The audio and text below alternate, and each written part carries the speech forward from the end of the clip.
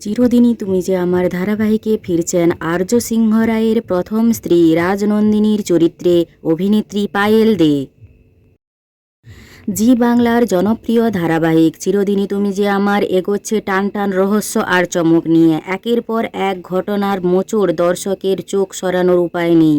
নতুন নায়িকা শিরিন পালের সঙ্গে নায়ক জিতু কমলের পর্দার কেমিস্ট্রি দর্শককে বেঁধে ফেলেছে প্রথম থেকেই।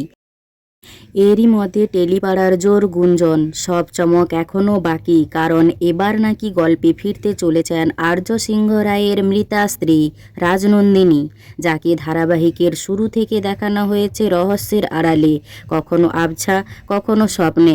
তার রহস্য মৃত্যু আর অপর্ণার জন্মের মধ্যেকার অদ্ভুত মিল দেখে অনেকেই তো ভেবেই নিয়েছিলেন অপর্ণা কি তবে রাজনন্দিনীর নবজন্ম। নিজের জন্মের রহস্য উন্মোচন করতেই কি ফিরে এসেছে সে? এই জল্পনা আরও উস্কে দিয়েছে নতুন একটি খবর, রাজনন্দিনীর চরিত্রে নাকি দেখা যেতে পারে অভিনেত্রী পায়েল দেকে। সান বাংলার কোন সে আলোর স্বপ্ন নিয়ে ধারাবাহিকে শেষ দেখা গিয়েছিল তাকে। তার ফেরা নিয়ে যখন শুভেচ্ছায় ভাসছে সোশ্যাল মিডিয়া, তখন পায়েল দে নিজেই জানালেন, এরকম কোনো খবরই আমার জানা নেই, তবে সত্যি হলে খুবই ভালো লাগবে। তবুও অনুরাগীরা মানতে রাজি নয়। তাদের বিশ্বাস চমকের আসল পর্ব এখনও বাকি, আর রাজনন্দিনী ফিরলেই বদলে যাবে পুরো গল্প।